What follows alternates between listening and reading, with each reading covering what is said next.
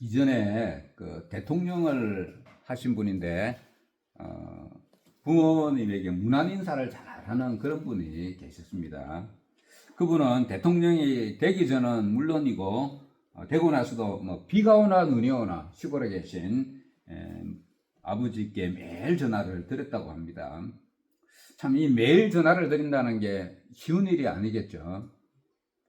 그래서 저는 이 대통령, 이전 대통령에 대해서 생각할 때에 그게 제일 먼저 떠오릅니다. 그냥 그것만 떠오르는 것 같아요.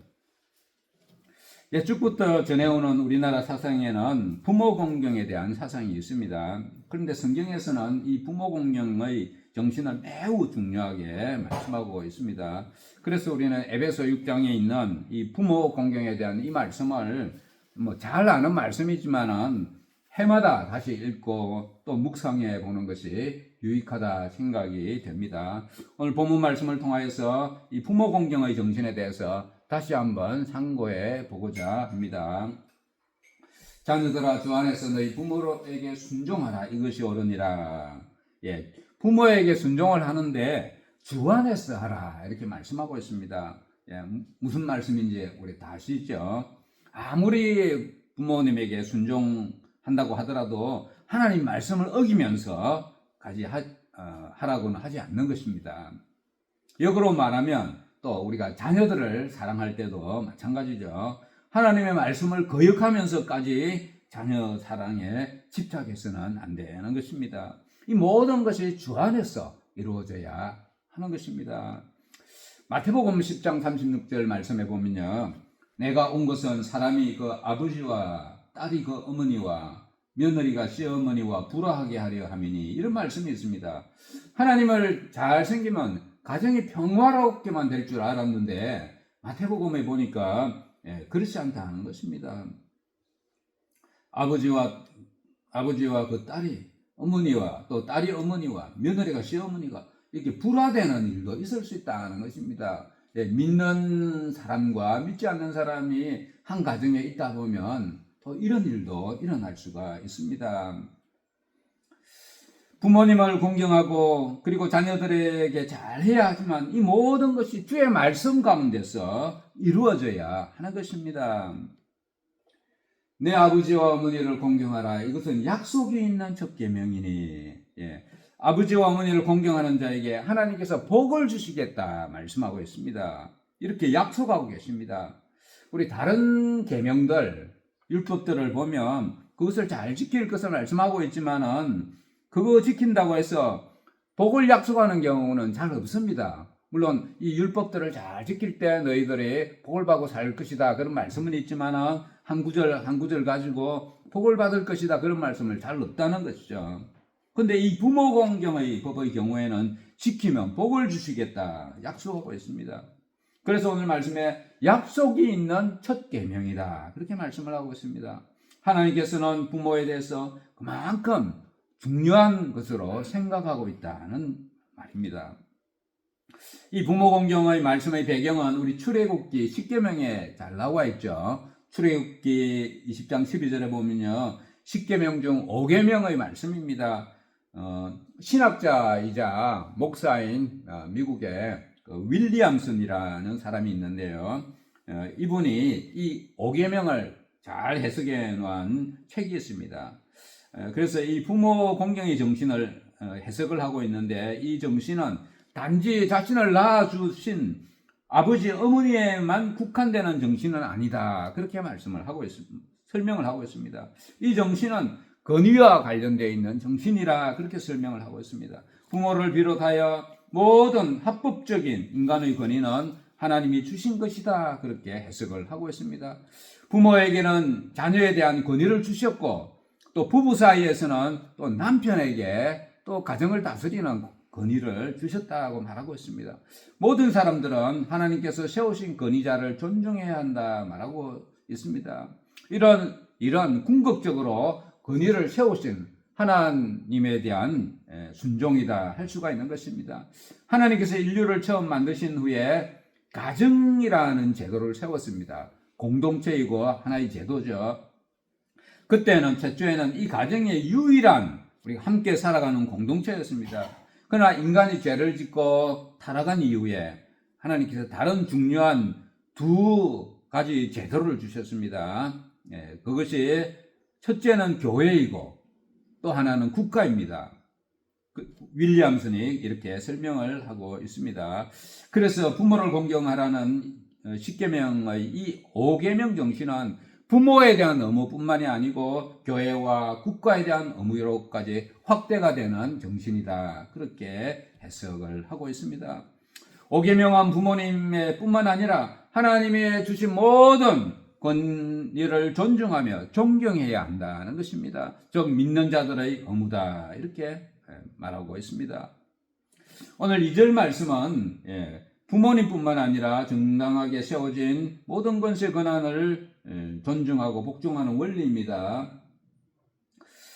그런데 단서가 붙어 있는데 그것이 오늘 주 안에서 끄는 단서입니다. 주 안에서라는 단서가 붙은 것은 잘못된 권위, 주의 말씀에 위배되는 권한에 대해서는 거부할 수 있다는 것을 포함하고 있기 때문입니다. 나라의 지도자가 악을 행하거나 잘못된 것을 악을 국민들에게 요구할 때 그 말이나 지시를 거부할 수 있습니다. 무조건 복종해야 되는 것이 아닙니다. 오늘 그 정신을 오늘 여기에서 말하고 있는 것입니다. 이로써 내가 잘되고 땅에서 장수하리라. 오늘날 이 땅의 사람들이 잘돼 보려고 얼마나 애쓰고 있습니까? 밤잠도 제대로 자지 않고 이를 위해서 애쓰는 사람들도 많이 있습니다. 그리고 건강하게 오래 살려고 또 얼마나 애를 씁니까? 나이가 한 60점 넘어가게 되면 사람들은 건강보조식품을 한두 개씩 이렇게 먹죠. 우리 성도님들은 주로 자연에서 나오는 음식들만 주로 드시는 줄로 알고 있습니다. 그러나 이 건강보조식품이 필요한 사람도 있겠지만 제일 좋은 것은 우리 하나님 말씀을 가까이 하고 밥을 잘 먹고 마음을 기쁘게 하면서 살면 정신과 육체도 건강하게 될 줄로 믿습니다. 우리 영과 육은 깊은 관계가 있습니다. 우리 육체만 건강하게 된다고 관리한다고 건강하게 되는 것이 아닙니다. 우리의 정신, 영적인 부분을 잘 관리해야 믿음으로 또 잘 관리해야 우리 육체의 건강도 따라오는 것입니다. 그래서 서양 속담에 건강한 정신에 건강한 육체가 깃든다 이런 속담이 있죠. 이 속담은 우리의 성경 말씀과 통하는 데가 있습니다. 즉 정신과 영혼이 다 같이 건강해야 하는 것입니다. 세상에서는 어쨌든 잘 되기 위해서 온갖 방법들을 다 사용하면서 고군분투하면서 살아가고 있고 심지어 잘못된 방법이나 편법들 많이 사용합니다. 그러나 정말 잘 되는 방법은 하나님을 섬기고 부모를 공경하고 사는 것입니다. 자녀들이나 우리 후세들에게 세상에서 잘 되기만을 바라고 그렇게 인도한다면 그들이 잘못될 확률이 99.9%입니다. 그래서 우리는 우리 자녀들이나 후손들에게 복음을 전하고 부모 공경의 원리도 가르쳐야 하는 것입니다. 오늘 이제 두 번째 내용은 부모님을 위한 권면의 말씀입니다. 우리 4절 말씀을 함께 읽어보겠습니다. 시작. 또 아비들아 너희 자녀를 노엽게 하지 말고 오직 주의 교훈과 훈계로 양육하라. 부모를 공경하라는 말만 있는 것이 아니라 반대로 부모는 자녀를 노엽게 하지 말아야 한다는 것입니다. 오늘날 많은 부모들이 자녀들을 잘되게 한다는 이유로 화나게 하고 분노하게 하는 그런 경우들도 많습니다. 하나님을 알지 못하는 사람들은 세상의 방법과 이 철학을 따라서 자녀들을 인도합니다. 자녀들을 잘되게 한다는 이유로 공부를 강요하다가 자녀들의 반발을 사고 또 자녀들을 말로 힘으로 누르려고 하다가 안 되면 나중에 학대하기도 하죠. 또 다른 잘못된 방법은 자녀들을 아주 이른 시기부터 조기 교육을 시키는 것입니다. 요즘에는 조기 교육의 이 도가 너무 지나쳐서 초등학교 때부터 자녀들에게 의사가 되는 준비 과정을 준비 과정을 만들어서 교육하고 있습니다. 그래서 학원에는 초등의대반이 있습니다. 초등학교인데 의대반이 있다는 것입니다. 이 얼마나 잘못된 모습입니까? 이런 것들이 겉으로는 자녀들을 위하는 것 같지만 사실은 정말 잘 성장해야 하는 아이들에게 일종의 학대죠. 지나친 조기 교육과 같은 이런 세상 철학은 자녀들을 잘되게 하는 것 같지만은 사실은 망하게 할 수가 있습니다. 우리 믿는 자들은 자녀들의 교육하는 방법에 있어서도 세상의 철학이 아니라 하나님의 말씀을 따라가야 합니다. 그것은 주의 교훈과 훈계로 양육하는 것입니다.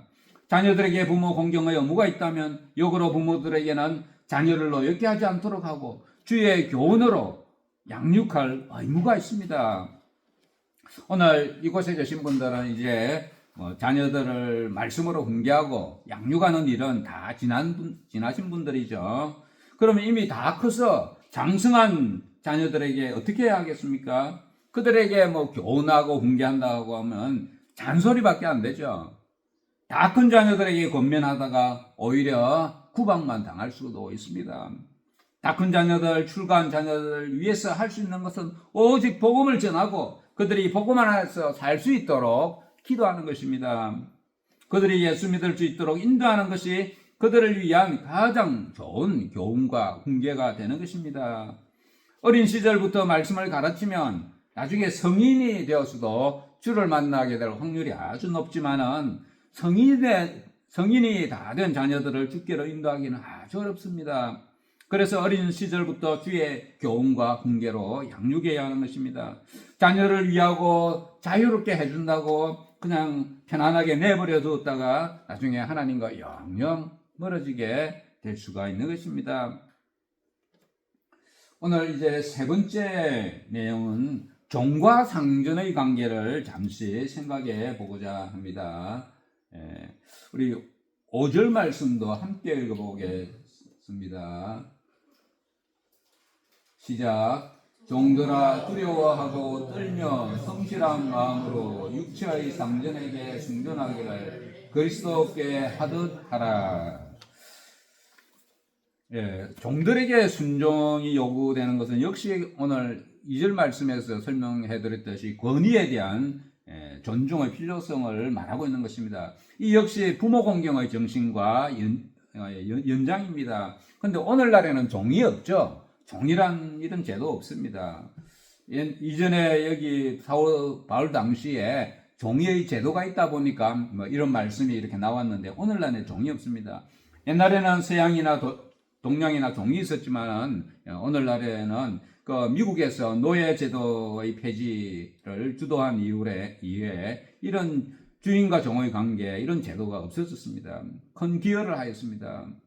그러나 종과 주인의 이 관계에 대한 잔재는 아직도 여러 나라에 남아 있습니다.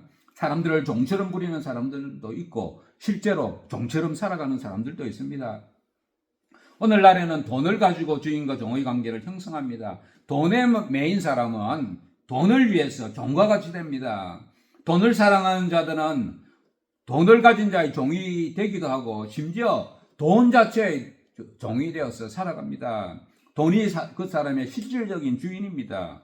돈 앞에서 쩔쩔매고 심지어 돈 때문에 사람을 죽이는 일까지 종종 일어나는 것입니다. 오늘 말씀하고 있는 종과 주인이라는 관계를 오늘날 우리 사회에서 한번 적용시켜 보면 우리 회사에서 사장과 직원의 관계에 대해서 적용해 볼 수 있죠. 월급을 받고 일하는 종업원들은 최선을 다해서 마음을 다해서 그 일을 하라는 것입니다. 회사에서 월급만 받아가고 이런 눈가림으로 하지 말라는 것입니다. 진심으로 그리스도께 하듯이 그런 마음으로 또 주인 또는 사장에게 그렇게 맡겨준 일을 감당하라는 것입니다. 눈가림만 하여 사람을 기쁘게 하는 자처럼 하지 말고 그리스도의 종들처럼 마음으로 하나님의 뜻을 행하고 자신에게 맡겨준 일을 하면서 눈속임으로 하는 사람들도 있습니다. 직장에서 일하는 사람들 중에는 이런 눈가림으로 하면서 때가 되면 월급은 잘 받아가고 또 월급을 받으면 감사함이 없고 늘 불평불만 속에 살아가는 자들도 있습니다. 맡겨진 일에 최선을 다하지는 않지만은 자신들의 권리만 주장하는 자들도 많이 있죠. 바울 시대에도 그런 사람들이 있었고 오늘날에도 있습니다. 사장이나 책임자가 보고 있으면 열심히 일하는 척 하다가 가고 나면 일은 제대로 하지 않고 회사의 비용만 축내는 자들도 많이 있는 것입니다. 오늘 우리 믿는 사람들은 세상에서 일을 하더라도 그리스도의 종이라는 신분, 책임감으로 오늘 말씀처럼 주의 뜻을 행하는 마음과 정성으로 일해야 하는 것입니다. 그가 하는 일을 누가 보고 계실까요? 하나님께서 다 보고 계신 것입니다. 기쁜 마음으로 섬기기를 주께 하듯 하고 사람들에게 하듯 하지 말라. 일을 하는 것도 기쁜 마음으로 하라고 권면하고 있습니다. 물론 일을 하다 보면 기쁘지 못한 일들도 생깁니다. 예를 들어서 사장이 종업원들에게 악을 행한다든지 부당하게 대우한다면 기쁘게 하기가 어렵겠죠. 그러나 일을 대하는 기본적인 자세는 일에 대해서 나태하여 게으름을 부리거나 불평불만 속에서 일하지 않아야 하고 열심히 감당하고 주어진 책임을 다하는 마음으로 기쁨을 가지고 할 것을 말씀하고 있습니다. 우리는 하나님께서 자신에게 맡겨주신 일에 대해서 사람의 일이라 생각지 말고 하나님께서 맡겨주신 일로 여기고 기쁘게 감당해야 하는 것입니다. 이는 각 사람이 무슨 선을 행하든지 종이나 자유인이나 주께로부터 그대로 받을 줄을 알미라. 일을 할 때에 선한 마음으로 선한 뜻으로 하면 하나님께서 갚아주신다는 것입니다. 오늘 말씀에 의하면 자신이 한 것에 대해서 주께로부터 그대로 받을 줄을 알미라 이렇게 말씀하고 있습니다. 우리는 자신의 한 일에 대해서 하나님께로부터 보상 또는 보응받는다는 생각을 잊지 않아야 하는 것입니다. 이제는 반대로 상전들에 대해서 권면하고 있습니다. 상전들아 너희도 그들에게 이와 같이 하고 위협을 거치라. 이는 그들과 너희의 상전이 하늘에 계시고 그에게는 사람을 외모로 취하는 일이 없는 줄 너희가 알미라. 종업원의 위치에 있는 사람들만 잘해야 되는 것이 아니고 주인이나 책임자의 위치에 있는 사람들도 역시 잘해야 한다는 것입니다. 주인의 위치에 있는 사람은 종업원들에게 위협을 가하거나 횡포를 부리거나 손해를 입히거나 이런 일을 해서는 안 된다는 것입니다. 힘이 좀 있다고 해서 뜻대를 부리거나 사람들 앞에서 군림하려고 하는 자들이 그 당시에도 많이 있었던 것 같습니다. 에베소서를 기술한 그 바울 시대에만 그랬던 것이 아니고 사실은 오늘날에도 그런 사람들이 있습니다. 힘이 있고 권세를 가지게 되면 사람들은 군림하려고 합니다. 주인된 사람은 종업원들을 함부로 부리려고 하죠. 요즘은 이제 법적으로 제도적으로 노동법들 이런 것들을 강화해서 막으려고 하기 때문에 이전보다는 많이 좋아졌습니다. 그러나 제도가 법이 아니라 우리 믿음의 사람들은 마음에서부터 그렇게 하지 않아야 할 것을 오늘 권면하고 있는 것입니다. 그렇게 하지 않아야 할 첫 번째 이유는 우리의 상전이 하늘에 계시기 때문이라는 것입니다. 우리의 진짜 상전, 주인은 하늘에 계신 하나님의 아버지십니다. 진짜 주인께서 보고 계신데 자신보다 약한 자들을 함부로 대하면 되겠습니까? 하늘에 계신 아버지께서 다 보고 계시다가 만약 누구라도 약자들을 함부로 대하고 군림한다면 하나님께서 그대로 대하시겠다 오늘 말씀하고 있습니다. 다른 말로 하면 보응하신다는 것입니다. 우리 믿음의 사람들은 하늘의 상전엔 하나님께서 다 보고 계신다는 것을 항상 인식하며 살아가는 것이 필요합니다. 우리는 예수 그리스도의 은혜를 받은 자들로서 하나님의 은혜에 감사해서 다른 사람에게도 사랑의 마음과 베푸는 마음으로 대해야 할 줄로 믿습니다. 말씀을 정리하겠습니다. 오늘 내용에서 말씀하고 있는 부모 공경, 상전에 대한 순종에 대한 내용들은 하나님 주신 권위에 대한 순종과 복종의 정신을 담고 있습니다. 그런데 이런 내용들에 중요한 단서가 붙어 있습니다. 주 안에서 행하라는 것입니다. 주 안에서 이런 일을 하게 될 때에 하나님께서 복을 약속하고 계십니다. 부모님을 비롯한 정당한 권위에 대한 순종에 대해서 하나님께서 복을 약속하고 계신 것입니다. 우리 룻기에 나오는 룻이라는 여인에 대해서 잠시 상고해 보면서 오늘 말씀을 마무리하고자 합니다. 사사시대는 왕이 없는 시대죠. 그때 사사들이 다스리던 시대에 이스라엘 땅에 흉년이 들었습니다. 그때 베들레헴에 엘리멜렉이라는 사람이 살고 있었는데요. 그의 아내의 이름이 나오미였습니다. 근데 이들은 거기에 이스라엘에 흉년이 너무 심하게 들어서 살 수가 없어서 이방 나라인 모압으로 건너갑니다. 예. 그곳에서 사는 중에 나오미의 남편이 이제 죽게 되고, 그리고 두 자녀가 결혼을 했는데 뭐 두 아들이 다 죽게 되고, 누가 남았습니까? 나오미 자신과 며느리 둘만 남았죠. 마침 그때 이제 이스라엘의 흉년이 끝나고 이스라엘에 양식이 있다는 소문이 들려옵니다. 그때 이방에서 이렇게 살던 나오미는 내가 이제 유대 땅으로 돌아가야겠구나. 정말 이방 나라에 나와서 어찌 보면 망했습니다. 아들도 죽고 뭐 사위들도 다 죽고 자신과 며느리 둘만 남았고 뭐 특별히 살아갈 방법도 없고 망했죠. 그래서 이스라엘로 돌아가고자 하는 생각을 합니다. 그때 이방에서 얻은 이 룻이란 며느리, 두 며느리 중에 룻이란 며느리는 시어머니를 따라서 유대 땅으로 가게 됩니다. 시어머니는 이 룻을 어쨌든 좀 떼놓고 가려고 하는데, 이 모압 여인인데 괜히 이스라엘 갔다가 차별받고 젊은 여인인데 살지 못하게 될까봐 오히려 떼놓으러 가려고 했지만, 룻은 기필코 시어머니를 따라가겠다고 하면서 의지를 굽히지 않았고 결국 시어머니를 따라서 이스라엘로 들어가게 됩니다. 이런 말을 하면서 따라갔습니다.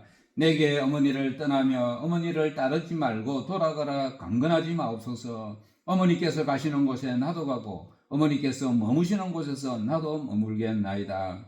어머니의 백성이 나의 백성이 되고 어머니의 하나님이 나의 하나님이 되시리니. 이런 신앙 고백을 하면서 시어머니를 따라서 이스라엘로 들어갔습니다. 룻은 이방 여인이었지만은 시어머니 나오미를 만나서 하나님을 믿게 되었고, 하나님이 좋고 또 시어머니가 좋아서 이스라엘로 함께 공경하면서, 어머니를 공경하면서 따라갔습니다. 과부가 된 이방인 며느리가 홀로 남은 시어머니를 따라서 낯선 땅으로 들어간다는 것은 쉬운 결정이 아닙니다. 유대인들로부터 이방 여인이라고 차별받고 살아갈 것이 불보듯이 뻔한 예견되는 일이었습니다. 그럼에도 불구하고 룻은 시어머니를 따라서 유대 땅에 들어갔고, 근데 하나님께서는 이런 룻에게, 이방 여인에게 큰 복을 예비하고 계셨습니다. 이방인 며느리 룻은 유대 땅에서 보아스라는 유력자를 만나게 됩니다. 그는 죽은 남편의 친족이 되는, 먼 친족이 되는 그런 사람이었습니다.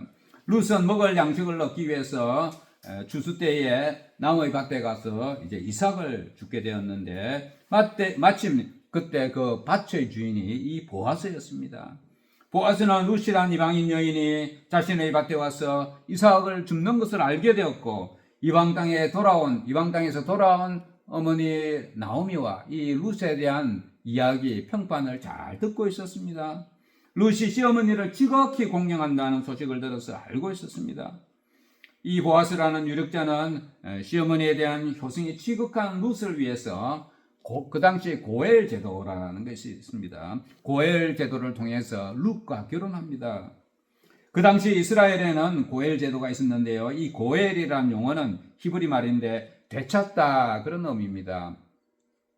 그 당시에 가난으로 인해서 땅이나 재산이 다른 사람에게 팔리는 자들이 많이 있었는데, 이 가까운 친족이 그것을 대신 사서 때가 되면 그것을 돌려주는 그런 제도였습니다. 심지어 남편이 죽고 미망인만 남게 되면 친척이 미망인과 결혼을 해서 그 죽은 남편의 이름으로 후손을 이어갈 수 있도록 하는 것입니다.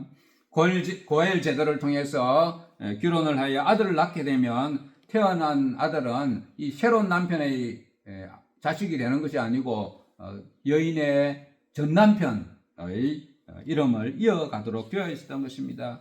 자신이 낳은 아이를 자신의 결혼한 여인의 전 남편의 자손으로 이렇게 해준다는 것이 썩 내키지 않는 그런 일이 되겠죠.